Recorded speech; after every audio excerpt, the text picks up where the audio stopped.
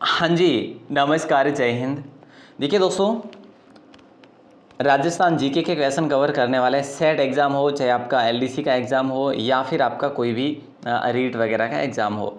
देखिए दोस्तों, set exam आपका 5 और 11 फरवरी के रह गए हैं। 4 फरवरी के दोनों शिफ्ट के पेपर आ चुके हैं और हो चुके हैं और अच्छे से, यानी कि आपका जो है राजस्थान जीके हमने एक्सप्लेन भी कर लिया है। दोस्तों शुरुआत करते हैं। आज का पहला प्रश्न आपकी स्क्रीन पर देता हूँ। यहाँ से प्रश्न आपको इन 5 और 11 फरवरी वाले पेपर में देखने को मिलेंगे, उसी के माध्यम से जैसा हमने पहले पढ़ा है। ओके दोस्तों, पहला सवाल आपका स्क्रीन पर है, तेजा दशमी कब मनाई जाती है? तो याद रखना, तेजा दशमी जो है ना आपके भाद्रपद शुक्ल दशमी को मनाई जाती है। ऑप्शन ए आपका लॉक हो जाएगा। अगला सवाल है, मारवाड़ में दामनी क्या होता है? दोस्तों मारवाड़ के अंदर दामनी क्या होता है? दोस्तों इम्पोर्टेंट सवाल है। और मारवाड़ में दामनी एक प्रकार का ओढ़ने का वस्त्र होता है और ये कई मर्तबा ही एग्ज़ाम में पूछा गया सवाल भी है, हम क्या ही बात करें। और अगला सवाल है, निम्न में से किसकी उपाधियां कवि बांधव एवं कंठाभरण है? निम्न में से किसकी उपाधियां हैं ये कवि बांधव और कंठाभरण ये वाली? तो याद रखना दोस्तों, बीसल देव की ये विग्रहराज चतुर्थ भी इनको कहा जाता है, विग्रहराज चतुर्थ भी कहा जाता है इनको, ठीक है। हरिकेली नाटक की जो है ना रचना इन्हीं के द्वारा की गई, हरिकेली नाटक की रचना दोस्तों, ठीक है। ऑप्शन ए आप सभी का यहाँ पे सही जवाब होगा। अगला सवाल आपकी स्क्रीन पर है, रियासत आयोग का गठन कब हुआ था?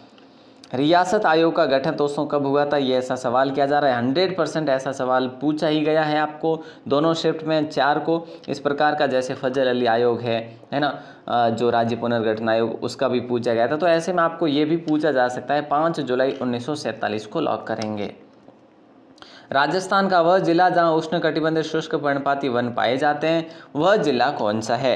तो प्यारे दोस्तों, वो जिला है वो है सिरोही जिला, ठीक है। कौन सा जिला है सिरोही को, यानी ऑप्शन बी आपका लॉक हो जाएगा। और अगला सवाल आपकी स्क्रीन पर है, बड़ा शानदार सवाल है, लॉक कीजिएगा। देखिएगा, पूछा जा रहा है, सुमेलित आपको करना है। परियोजना लाभान्वित जिले, सिद्धमुख परियोजना जालोर बाड़मेर में है, नर्मदा परियोजना जालोर पाली जोधपुर में है, जवाई परियोजना उदयपुर प्रतापगढ़ में है, जाखम परियोजना हनुमानगढ़ चूरू में है। मतलब ये दे रखे हैं, बाकी आपको मिलान करना है भाई, है ना। तो देखो, सिद्धमुख आपके कहाँ पर है? सिद्धमुख आपके हनुमानगढ़ चूरू में है, नर्मदा जालोर बाड़मेर में है, जवाई जालोर पाली जोधपुर में है और जाखम उदयपुर प्रतापगढ़ में है। तो यहाँ पे जो है 4, उसके बाद में 1, उसके बाद में 2, उसके बाद में 3, तो 4 1 2 3 यहाँ पे राइट आंसर हो जाएगा ऑप्शन बी। और अगला सवाल है, धामण करड़ और जो है ना अंजन क्या है? ये दोस्तों क्या होते हैं, जैसे मैं आपको बता दूं, सेवन भी है एक प्रकार का, इसी के अंतर्गत आता है। बुरट है, जैसे बुरट है ना, ग्रामणा जैसे ग्रामणा भी है, ग्रामणा, ठीक है। लाम्प भी होती है और बरमूडा भी होता है। बरमूडा चाहे देश हो या ना हो, लेकिन हमारे यहाँ की फसल घास ज़रूर है। तो दोस्तों राजस्थान में घास के किस्में है, प्रकार है, ऑप्शन सी आपका सही जवाब होगा। अगला सवाल है, बीसलपुर बांध से टोंक के अलावा किस किस शहर को पेयजल उपलब्ध कराया जाता है? बीसलपुर बांध से टोंक के अलावा किस किस शहर को पेयजल उपलब्ध कराया जाता है? तो यहाँ पे आपका राइट आंसर देखो, जयपुर को किया जाता है, अजमेर को भी किया जाता है, यानी 2 3 किस्में ऑप्शन ए में है। तो ए ऑप्शन को लॉक कर दो और आगे चलो, है ना। अगला सवाल है, ग्राम सभा की अध्यक्षता कौन करता है? दोस्तों ऐसा सवाल पूछे गए हैं, इसीलिए आपके सामने रख रहे हैं। संबंधित ग्राम पंचायत का सरपंच जो है ना अध्यक्षता करता है। और सुमेलित करना है आपको, और सुमेलित अगर करना है तो नस्ल और पशु देखो, उस्मानाबादी किसकी नस्ल है? मणिपुरी, मुर्रा और बसरा। आपको होता है मुर्रा किसकी भैंस की नस्ल है? 3 में 2 आएगा, 3 में 2 यहाँ पर भी है, यहाँ पर भी है, यहाँ पर भी, यानी कि मामला बैठने वाला नहीं है। चलिए बाकी अब बात करते हैं उस्मानाबादी। दोस्तों उस्मानाबादी की बात करें तो ये आपका बकरी है उस्मानाबादी, ठीक है।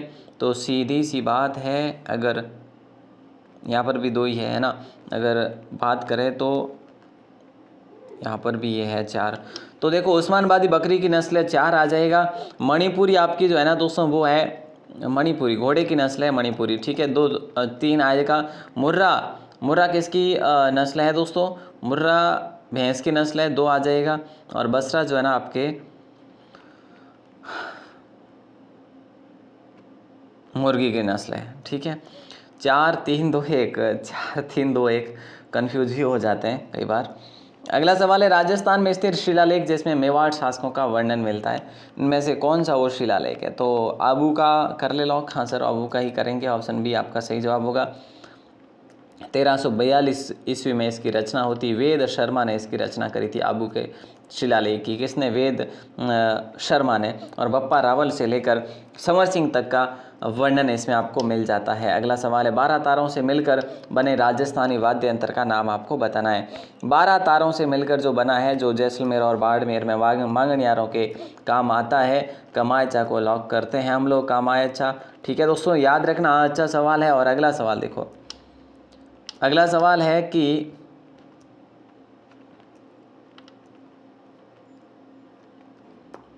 राजस्थान की किस ऊर्जा परियोजना में केंद्र सरकार की साझेदारी? राजस्थान की कौन सी ऊर्जा परियोजना में केंद्र सरकार की साझेदारी है? तो अंता आपका राइट आंसर होगा। देखिए दोस्तों, अंता आपका राइट आंसर होगा, यानी ऑप्शन डी आपका लॉक होगा। अंता कहाँ पर है? अंता 12 में है, सभी को पता है। ये ताप विद्युत द्वारा संचालित केंद्र की परियोजना है। ठीक है, राष्ट्रीय ताप विद्युत निगम के द्वारा। अगला सवाल है, इंद्र माता का मंदिर कहाँ पर स्थित है? दोस्तों देखो, इंद्र माता का मंदिर आपसे पूछा जा रहा है, तो ये बूंदी में। कल आपसे सवाल किया था ना तुरतई माता का, कि भाई तुरतई माता को किस नाम से, या फिर त्रिपुरा माता को किस नाम से जाना जाता है, ऐसा।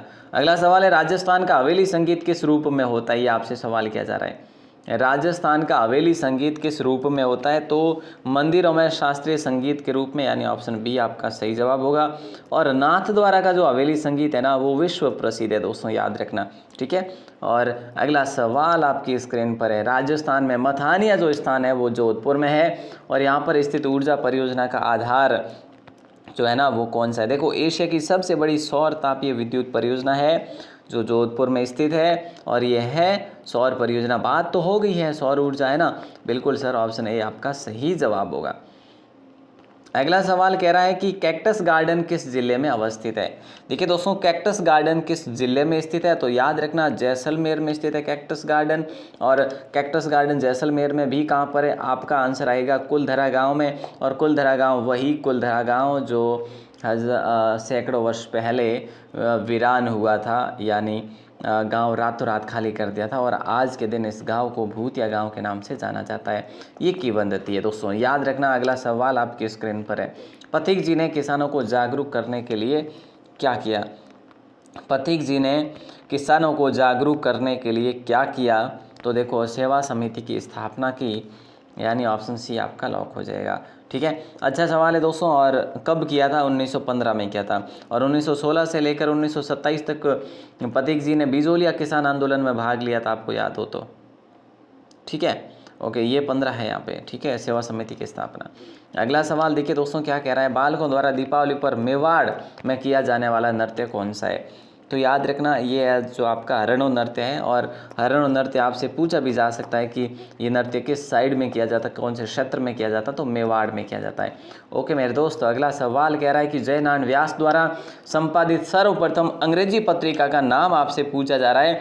तो कहीं ना कहीं पोल नहीं होगा, पोपाबाई का पोल नहीं है, सरस्वती भी नहीं है, पीप नामक ये अंग्रेजी पत्रिका थी सबसे पहली।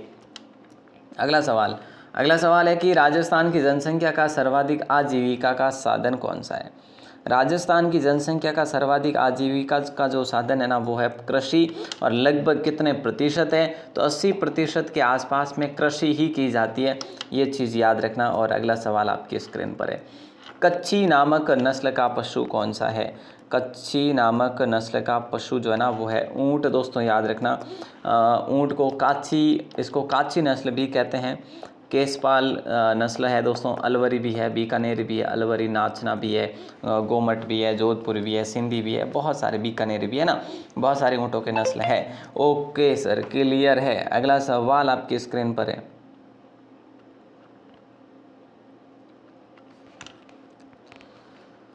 ओके अगला सवाल है, राजस्थान में लोहा उत्पादन क्षेत्र है, राजस्थान में लोहा उत्पादन क्षेत्र है मोरीजा, डाबला, नाथरा की पाल और नाथरा की पोल और निमला। देखिए हम बात करें तो यहाँ पे आपका मोरीजा, डाबला, नाथरा की पोल और निमला सारे के सारे लोहा के क्षेत्र है दोस्तों। तो आपने ऑप्शन डी को चुना है, तो बिल्कुल सही, आप गलत तो कर ही नहीं सकते। मोरिजा जयपुर में है, डाबला झुंझुनू में है, नाथर की पाल उदयपुर में है, नीमला दौसा में है, नीमला राइसेला है ना, नीमला राइसोला, तो ये दौसा में याद रखना। मोरिजा बनोला जो जयपुर में है दोस्तों, याद रखना। ठीक है, डाबला झुंझुनू में है। ओके सर, क्लियर है। नाथर की पाल उदयपुर में है। अगला सवाल आपकी स्क्रीन पर है, पूछा जा रहा है राजस्थान में घाटू पत्थर कहाँ पाया जाता है। प्रश्न पूछा गया था कल आपको कि भाई ग्रेनाइट पत्थर वगैरह ये कहाँ पे पाए जाते हैं, तो जालोर में। ऐसे में घाटू पत्थर आपका जोधपुर में पाया जाता है। घाटू से नाम आया घटियाल शिलालेख कहाँ पर मिलता है, वो आपके बिड़ाला जो है बिलाड़ा के पास में यहाँ पे मिलता है। ठीक है, यानी जोधपुर में। अगला सवाल है, हिंदुस्तान कॉपर लिमिटेड तांबे का उत्पादन करने वाली कंपनी का उद्घाटन कब किया गया। ये हिंदुस्तान कॉपर लिमिटेड है, HCL। इसका उत्पादन ये तांबे का उत्पादन करती है, लेकिन इसका उद्घाटन कब हुआ दोस्तों, ये है बात 9 नवंबर 1967, यानी ऑप्शन ए आपका सही जवाब होगा। अगला सवाल है, राजस्थान राज्य के सर्वाधिक निकट कौन सा सागरीय भाग है। राजस्थान राज्य के सर्वाधिक निकट कौन सा सागरीय भाग है, तो दोस्तों ऑप्शन सी आपका लॉक होगा। कच्छ की खाड़ी है ना, और कच्छ के रन में ही हमारी लूणी नदी है, माई नदी है, ये वहाँ पे जाती है। अगला सवाल है, राजस्थान में घास के मैदानों को क्या कहा जाता है, और इससे शानदार सवाल क्या हो सकता है। कल ऐसा मरुस्थल का प्रश्न भी पूछा था आपको। ठीक है तो ऑप्शन सी आपका लॉक हो जाएगा, बीड़ कहा जाता है दोस्तों, बीड़ को लॉक करेंगे। अगला सवाल है, विश्व का सर्वाधिक आबाद एवं जैव विविधता वाला मरुस्थल कौन सा है। विश्व का सर्वाधिक आबाद एवं जैव विविधता वाला मरुस्थल कौन सा है, तो याद रखना ऑप्शन ए आपका लॉक हो जाएगा। थार मरुस्थल को लॉक किया जाएगा दोस्तों। किसको, थार मरुस्थल को, यानी ऑप्शन ए। यहाँ पे सर्वाधिक आबादी भी है। विश्व के जो भी इतने सारे मरुस्थल है, ठीक है, बड़े से बड़े लेकर छोटे तक, तो सबसे अधिक आबादी थार में है। जैव विविधता भी सर्वाधिक थार में ही है। कोई पेड़ पौधे कहें तो भी थार में ही है, वनस्पति भी थार में ही है। अगला सवाल कह रहा है कि देश का तीसरा गिद्ध प्रजनन केंद्र कहाँ पर बन रहा है। दोस्तों देश का तीसरा गिद्ध का प्रजनन केंद्र, हालांकि गिद्ध कंजर्वेशन रिजर्व कहाँ पर है, कोई बताएंगे मुझे। सर वो जोहड़बीड़ है, जो कि बीकानेर है। ठीक है साहब, लेकिन यहाँ पे आपका राइट आंसर जयपुर होगा। अगला सवाल है, निम्न में से सत्य कथन आपको चुनना है। गगर नदी के किनारे कालीबंगा, पीलीबंगा, रंगबंगा है ना, सॉरी रंग महल सभ्यता है। तो याद रखने की मैं बता रहा हूँ, कालीबंगा, पीलीबंगा, रंगबंगा है ना, तो ये कहाँ पर है, ये गग्गर के किनारे है। और गग्गर का मैदान बग्गी के नाम से जाना जाता है। यहाँ पे ये बात ठीक है क्या, सर ठीक बात है। इसके पार्ट को जरूर नाली कहा जाता है, इसके पार्ट को नाली कहा जाता है। तो ऑप्शन 1, 2 यानी बी ऑप्शन को लॉक किया जाएगा। अगला सवाल आपसे कह रहा है कि निम्न कथन किससे संबंध रखते हैं। उष्णकटिबंध क्षेत्र में इस प्रकार की कृषि की जाती है, राज्य में इस प्रकार की कृषि को वालरा कहा जाता है। तो सीधी सी बात है, स्थानांतरित कृषि कहा जाता है दोस्तों, यानी ऑप्शन बी आपका लॉक हो जाएगा। और अगला सवाल आपकी स्क्रीन पर है, इसकी खोज 1951-52 में अमलानंद घोष ने करी थी। एक सभ्यता का प्रश्न आपको पूछा ही जाएगा, वो मतलब एग्जामिनर कैसे भी करके पूछेंगे आपको। सिंधु सभ्यता की तीसरी राजधानी किसने मानी, यानी दशरथ शर्मा ने मानी, लेकिन यहाँ पे ये किसको मानी, तो कालीबंगा की बात हो रही है यहाँ पे। ऑप्शन बी, उत्खनन किसने करवाया था, 1961 से शुरू करवाया था, वो बीबी लाल और बी के थापर ने करवाया था मेरे भाई। अगला सवाल है, बरड़ जो बूंदी किसान आंदोलन कब से कब तक चला था, तो 1921 से शुरू हुआ था, 1925 तक चला था, यानी ऑप्शन सी आपका लॉक होगा। हाँ, अलवर 1925 में शुरू हुआ था वापस। ठीक है साहब, आगे लो क्वेश्चन देखो एक बार, कई क्या व्यवत होने और तो नहीं हो कहवे कि भाई मंडोरी जो कि छतरी है नहीं, इनमु कई छतरी मंडोरी है, बता दो। देखो नहीं कहीं वेला इनो हाथो उत्तर कहीं वही बताओ। हाथो उत्तर तो सर इनो वही जे कि गोरा दायरी जो कि छतरी है नहीं, 8 मंडोर में है, और कागारी छतरी भी है जो को मंडोर में ही है। मंडोरी घिणी है, बाकी थोड़ी आगे है, और नागौरी गेट माते कागारी छतरी। ठीक है, तो अपने अटे देवकुंडी छतरी यानी आ अटे नहीं है। देवकुंडी छतरी बीकानेर में नहीं है कहीं, बीकानेर राजवंश संबंधित है, जकी है जकी थोन आनी जे नहीं देवाने वे तो हमें कर लेजो। बाकी अपने सही वहता 1 और 2 कटे 1 और 2 ऑप्शन बी रे मायने, तो ऑप्शन बी में है, तो इन्हें कर दो, लॉक कर दो भड़ा को। और आगलो क्वेश्चन आप स्क्रीन में आई गयो देखो। ओके वे कि निम्न में से निम्नलिखित कथन किससे संबंधित है। इसका निर्माण विद्याधर चक्रवर्ती के नेतृत्व में हुआ। इस महल के ऊपरी मंजिल में पोथी खाना स्थित है। तो यहाँ पे राइट आंसर हो जाएगा ऑप्शन बी, चंद्र महल। ठीक है, कैसे? सही है। तो विद्याधर चक्रवर्ती के नेतृत्व में इसका निर्माण, और ऊपरी मंजिल में पोथी खाना बना हुआ। पोथी खाने का सवाल अलग से बनता है कई बार कि पोथी खाना एक जयपुर में पोथी खाना है, वो कहाँ पर है? तो चंद्रमहल में स्थित है। ठीक है साहब, ओके। अगला सवाल आपके स्क्रीन पर, लाल मृदा भारत के कुल भौगोलिक क्षेत्र में कितने प्रतिशत पाई जाती है? लाल मृदा है ना 18.6% पाई जाती है, याद रखना। जलोढ़ मृदा जो है ना वो अधिक पाई जाती है, लगभग 43% पाई जाती है जलोढ़। ठीक है, लाल मृदा 18% है। तो प्यारे दोस्तों, यहाँ पे आपने ऑप्शन डी को चुना है ना, तो बिल्कुल आपका सही आंसर है। अब एक ऐसा सवाल जो मैं आपको दूंगा, उसका आंसर आपको देना है। खैर अभी तो इसी का देख लेते हैं कि निम्न में से कौन से या कौन सा अर्धशुष्क मरुस्थल प्रदेश का भाग है? गग्गर बेसिन, शेखावटी, नागौरी भूमि। दोस्तों आप मान लो कि ये सारे के सारे सही हैं। एक और भाग इसमें जोड़ा जाता है लूणी बेसिन का। ये 4 बेसिन जो है ना, ये बेसिन को जो उच्च भूमि है ये इसी में आते हैं। ठीक है, यानी ऑप्शन डी आपका सही जवाब होगा। एक सवाल जिसका आंसर आपको देना है 12 के कमेंट सेक्शन में, त्रिमुखी बावड़ी का निर्माण किसने करवाया था? ठीक है, ओके सर, ये त्रिमुखी बावड़ी हम उदयपुर वाले की बात करें मेरे भाई। ठीक है, ऐसा नहीं कि आप लोग डूंगरपुर वाले का समझ लो, ये उदयपुर वाली बात करें। ठीक है, ज़रूर बताइएगा आंसर।